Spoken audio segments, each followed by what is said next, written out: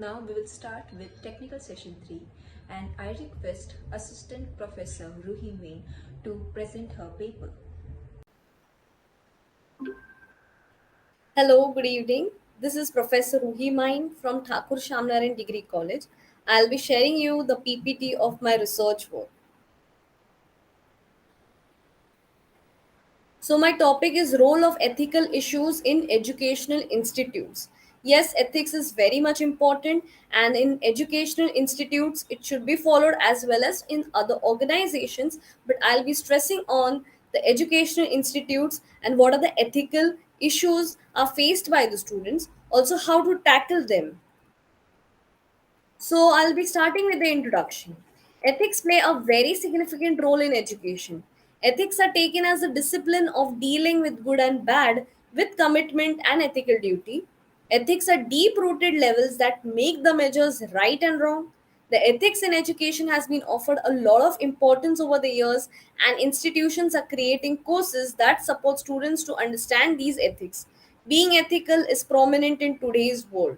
So, ethics should be given to the students. They should be made aware about the ethics and they should follow the ethics, whatever ethics are there in whatever organization. So, it should be followed, and yes, then only we will get to see an institution which is working ethically.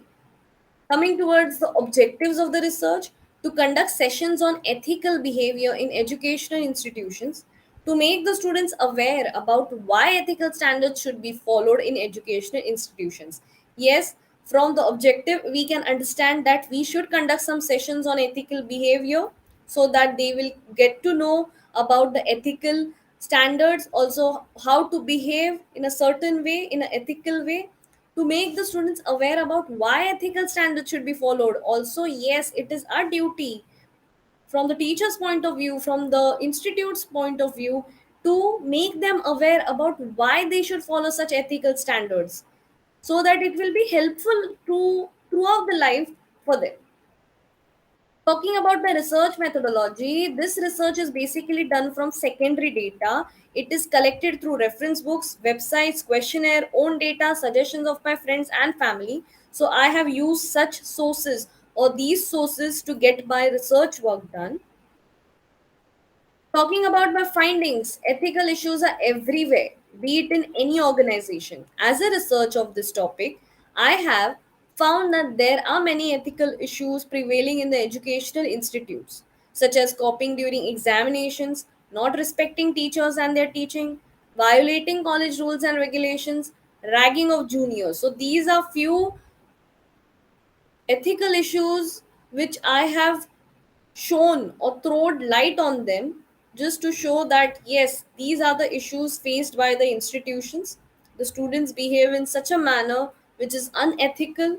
It should be stressed on making them aware about whatever they are doing right now, it's totally wrong. We should make them aware.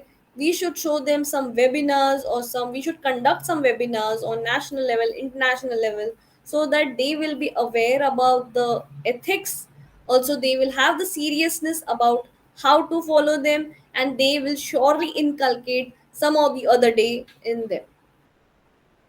I definitely feel that students should be taught ethical manners. Also, the college or the school should take the initiative of conducting few sessions on how to behave ethically and teach them some moral values so that it will be beneficial to them throughout the life. So, it is our duty to teach them the ethical manners through the college or the school and conducting few sessions so that they will get a brief idea about the ethical issues and also how to tackle those issues.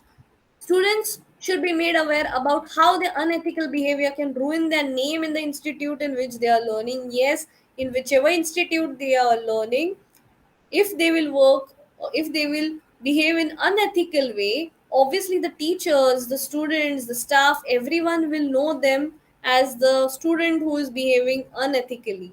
So they should know what is right, what is wrong. They should have that idea about that, and also they should learn to differentiate it and to work in a right way. They should be taught through giving some real life experiences so that they get to know why are they going wrong.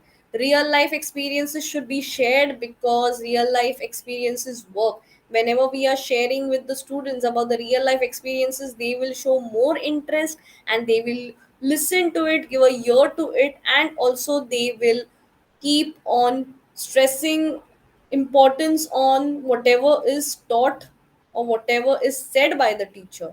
So if they are listening to real life experiences, I am damn sure they will think upon it and they will work ethically or they will behave in an ethical way. The educational institutes should conduct some national and international webinars on the topic, naming ethical practices to be followed by students in learning institutes. So, yes, from the institute's point of view, they should conduct some national, international webinars on the topic or related to ethical issues or related to ethical behavior which should be followed by the students, so that the students will get that awareness, and yes, they will surely behave in an ethical way. So I'll be concluding my topic. Allow students to develop critical thinking skills, case studies and articles presenting ethical scenarios, introduce students to both correct and incorrect ethical decisions, and allow them to learn firsthand the complexity of ethics. Such instructional methods can exemplify for students what first rate reasoning about ethics actually looks like. In other words, good articles on ethics are effectively special topic examples of advanced critical thinking skills. Students who study such first rate reasoning in the classroom stand a better chance of being able to engage in solid ethical reasoning in the workplace. So, yes, through case studies and articles, or through webinars or the seminars, whatever we are conducting for the students, they will get the awareness, and yes, they will work ethically. Education is also a fundamental process of human life. Therefore, in education, ethics has a very important and effective role. In order to be a good human, ethics should be placed as a course in educational system. Yes, if we will keep a subject naming ethics, so, yes, definitely they will study and they will know the importance about ethical behavior. The aim of ethical education is to provide people to make decisions by their free wills. You can teach norms easily, but you cannot teach easily to obey these rules unless you teach ethics. Yes, if we are just telling them, it doesn't make any sense unless and until the awareness is created within themselves. So, we cannot force them to behave in ethical way.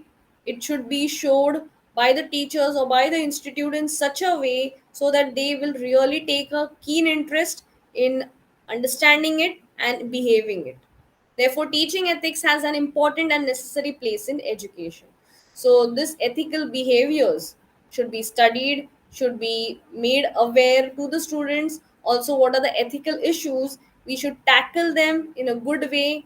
And yes, I'll be concluding with this. So thank you so much, everyone, for listening to me.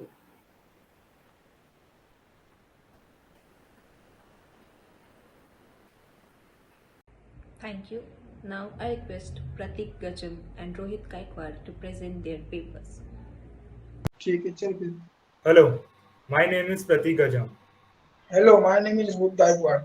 Our presentation topic is overcoming marketability problems for feasible achievement of organizational goals.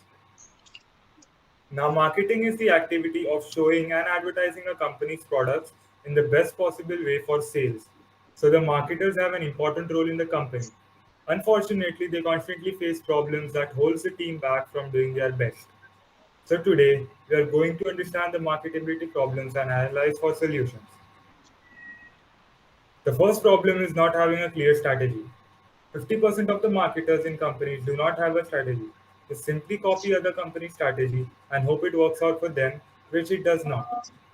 The solution for this is determining the goals of the company, like how much to sell and who is the target audience and how could they engage with them. Most importantly, teamwork. Include your colleagues and have more minds to prepare on a powerful strategy. The second problem is lacking in time. We need to be aware of how we are spending our time. And marketers generally spend a large amount of time on unproductive work like administration and responding to mails, and very less time on important tasks like market research and studies. But managing time is not simple. It is take a lot of discipline to keep health or time management. Using project management system could be a good solution. It will be help to reduce time, energy devoted in valuable activities and efficiently prioritize important tasks based on company goal. The third one will be inability to adapt a new trends. Comfort comfort zone is the enemy for marketing department. As there is always new stuff coming through it is trouble free to catch in a routine and do the same thing over and over. But the every changing business landscape and competitors will find a new way to increase their sales, then it will be extremely difficult to keep up. The solution is to keep up an eye out for all recent trends through news, mails, social media platform, resourceful websites, and study them carefully. In the productive time you have set aside for yourself, experiment with them and look for what the best suits for a company. Marketing is immensely important for an organization since it will determine the meeting of their goals. Attracting audience to sell their products or services is tricky, and challenges like these come along the way. That's why a good marketing team should be selected consisting of people with problem solving capabilities and the company's goals will be achieved. With this, we would like to conclude our presentation. Thank you very much. Thank you. Thank you. I now request Sandeep Gaud and Ansh Dave to present their papers. Hello, my name is Untitled. Hello, my name is Sandeep Kaur. Our research paper is based on conclusion of lack of human values in an organization. Our mentor is Ms. Swati Saigal. Introduction. We live in a world composed of magnificent creation. From the solar system and all it is composed of down to the smallest form of being. We live in a world that has been so artistically composed, whether purposely created by a higher form of being or by a scientifically interpreted big gang. But where is the beauty in living in a world composed, governed, and preserved by humans, the lack of sense of humanity? We live in a world composed of magnificent creation, from the solar system and all it is composed of down to the smallest form of being. The keyword used in this research paper are dehumanizing, interpersonal touch, undervalued, and health promoting. The objectives in this research paper are to know the impact of lack of humanity and touch in day-to-day life and the factors influencing human values in an organization. What is research methodology? Research methodology is a specific procedure or a technique used to identify, select, process, and analyze information about a topic. In a research paper, the methodology selection allows the reader to read critically evaluate a study's overall validity and reliability. The rest will be explained by Sandeep. Human values. Human values are the principal convictions and internal beliefs that people adopt and follow in their daily activities. Professional ethics are built on the principle of human values. Factor. Influencing human values in an organization. There are four factors influencing human relation in an organization, which are human or work environment, work group, individual, and leader. Conclusion. There is something unquestionable powerful about the human touch. It's not just about feeling skin against skin. The healing and comforting power of human touch have been known to human for a long time. Every hand unites with other, and we are stronger than ever. Human can make it for humans. Suggestion. Science rarely proceed beyond what scientists can observe and measure, and sometimes what can be observed proceed far ahead of scientific understanding. The 21st century offers such a moment in the study of human societies. A vastly large share of behavior is observed today than would have been imaginable at the close of 21st century. Thank you. Thank you. Thank you. I now request Aniruddha Suryavanshi and Hemlata Suthar to present their papers. Good morning, Honorable President. I, Himata Suthar, and my partner Untitled Chapter would like to present you a topic from SRPMS Thakur Shyamnarayan College. Labor issues faced in private organization. The first one is abstract. The private sector organization is a non-government business organization which is owned and managed by private individuals and institutions. Thus, it deals with only private business sectors. The laborers working in private sector organization are face a lot of stress due to the work-life balance of rural as well as urban level. The laborers in private sector are paid with a part of company's profit. The next is objective. The main objectives are to identify the goals of management, their labor opinions, and the society, to maintain good relations between employer and employees, preserve health, safety, and welfare of the workers, to explain legal environment impact on the labor relations.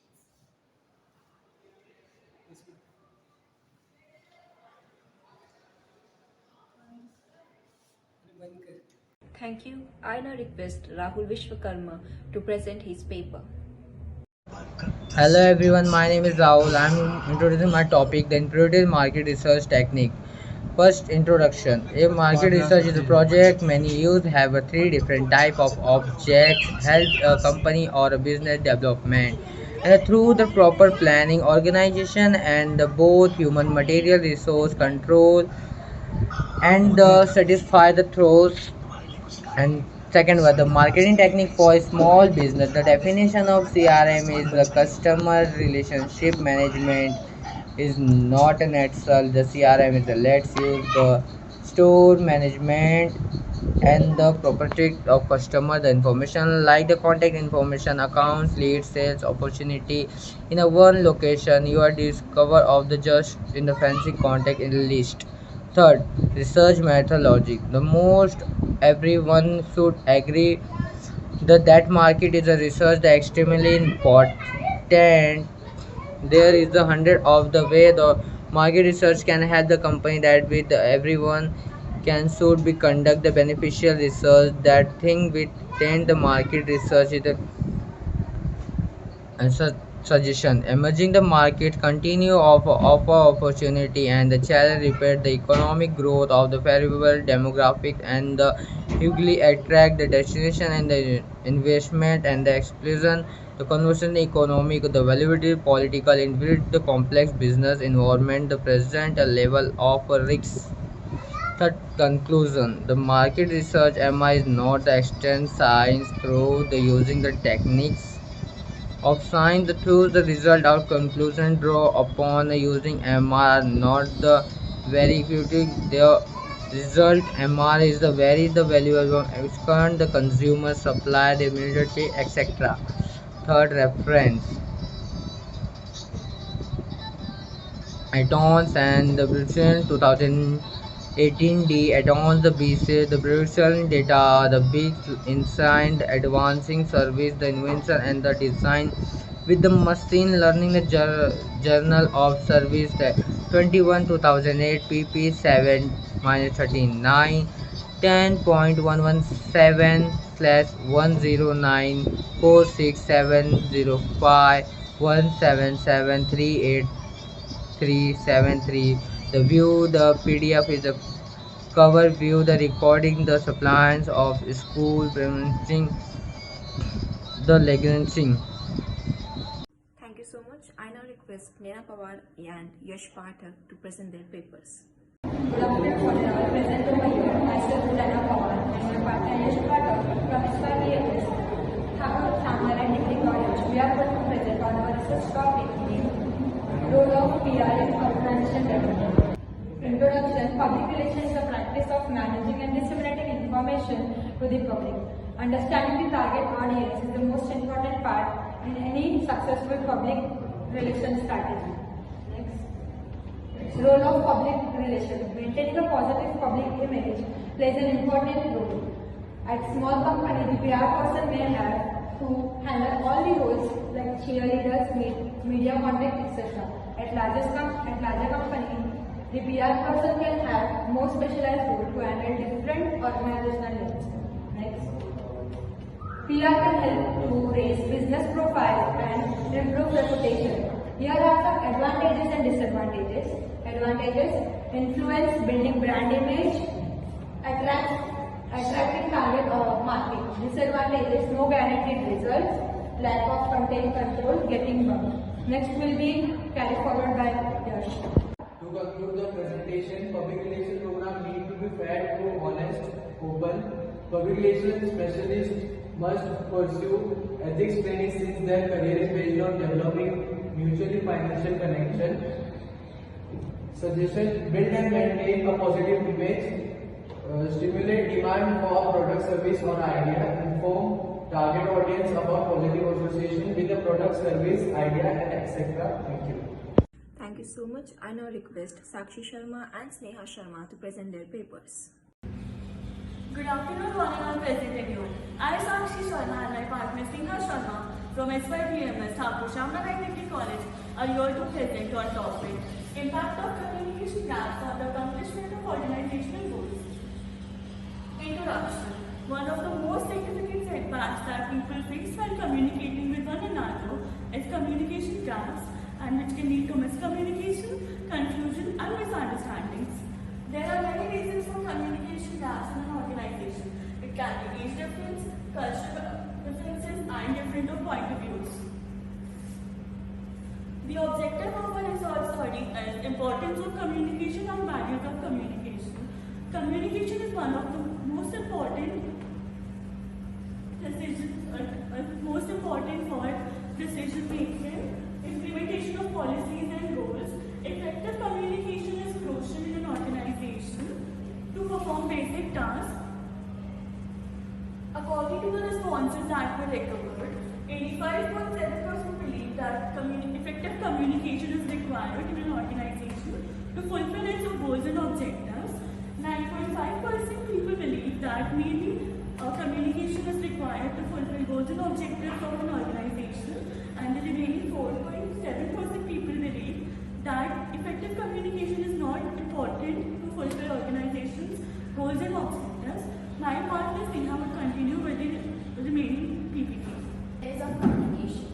An organization is built with many factors such as passion, vision, and willingness. If any of those factors are missing, organization can be unstable and it can lead to miscommunication and communication gaps. When asked what are the barriers of communication that lead to communication gaps in an organization, 47.6% people voted for interpersonal barriers, 19% people voted for cultural barriers, 14.3% people voted for contextual barriers, and remaining 19% for physical barriers.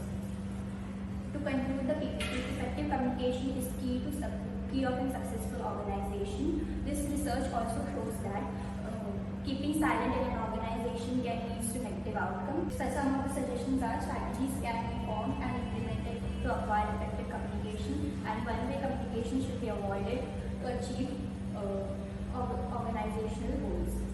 Thank you. Thank you so much. I now request Varun Darak to present his paper.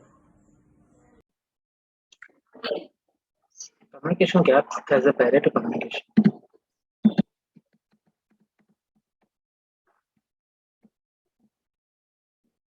Introduction. Communication is an essential part of our lives, especially in organizations where it can affect the organization's goal drastically, and in personal life issues where a little misunderstanding can lead to changing meanings. So we should survive to overcome communication gap by following the above instructions to make our lives and this world a better place, which means meanings to mean what they actually should really mean. Content. Communication gap is when the meaning intended by the speaker is not what is understood by the recipient. There might be several reasons for communication gap to arise in this workplace. Communication gap is when the meaning intended by a speaker or sender is not what is understood by the recipient. There might be several reasons for communication gaps to arise in the workplace. It is as much important to bridge the communication gap between employees as it is to maintain effective communication in the workplace. Thus, identifying as to how the communication gaps emerge in the workplace and taking the necessary steps to maintain effective communication at work will be great benefit to a business organization. Communication is a process by which information is exchanged between individuals, groups, through a common system of symbols, signs, or behavior. In a business organization, maintaining effective communication is of great value and importance as it leads to create the business effect or the required action. However, the today's business landscape where we work across geographies, time zones, and cultures, maintaining a space for productive communication is always a challenge. Conclusion. This includes the detachment of the employees from the company's weak corporate culture and henceforth fragile brand affiliation of the part-time marketers, especially due to the physical distance of the technicians. Constant effective internet communication is crucial for the company's success. Communication between all the company and its employees as well as within these groups is vital for enabling these actors to provide consistent messages to the customers through service encounters. Thank you.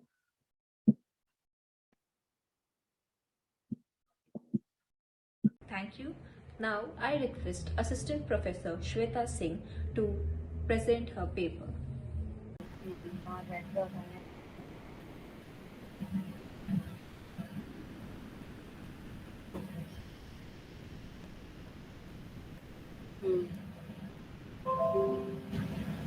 मेरा screen present हो रहा है ना?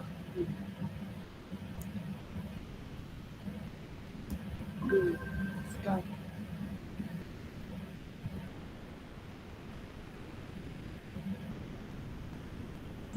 Hello everyone.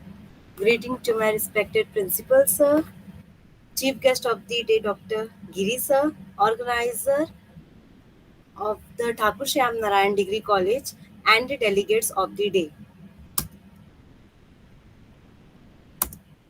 Myself, Assistant Professor Shweta Singh from BAF Department, going to present a research paper on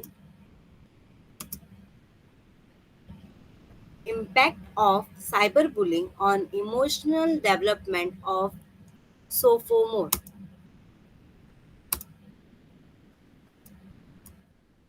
Introduction. Cyberbullying or cyber harassment is a form of bullying or harassment using electronic means.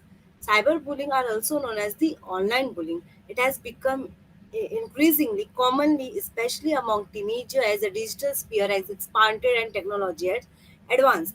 It can disturb the mental health of a person or a victim on such level that it may result in suicide. Objective: to determine the prevalence of adolescents and adults engaged in cyberbullying, to examine the coping mechanism and the combative factors associated with the cyber-built people. Research methodology. I have used questionnaire method for my research work. Those are means of cyberbullying, types of bullies, academic problems, anxiety, suicidal ideation, substance abuse, self esteem, regular activities, family problems, and depressions. Findings. Finally, in the emotional field, correlation between cyberbullying reported by all kinds of media and substance abuse were found. Depression and suicidal ideation were significantly related to the same media email instant messaging and chat cyberbullying, suggesting that depression may lead to a decision of suicide as a solution to the problem. Previous findings support the above that being an undergraduate student victim of cyberbullying emerged as an additional risk factor for the development of depressed symptoms. Conclusion. Although there is no way to eliminate cyberbullying in school for good, having an understanding of the seriousness of this harassment is key to downsizing this growing issue. Thank you.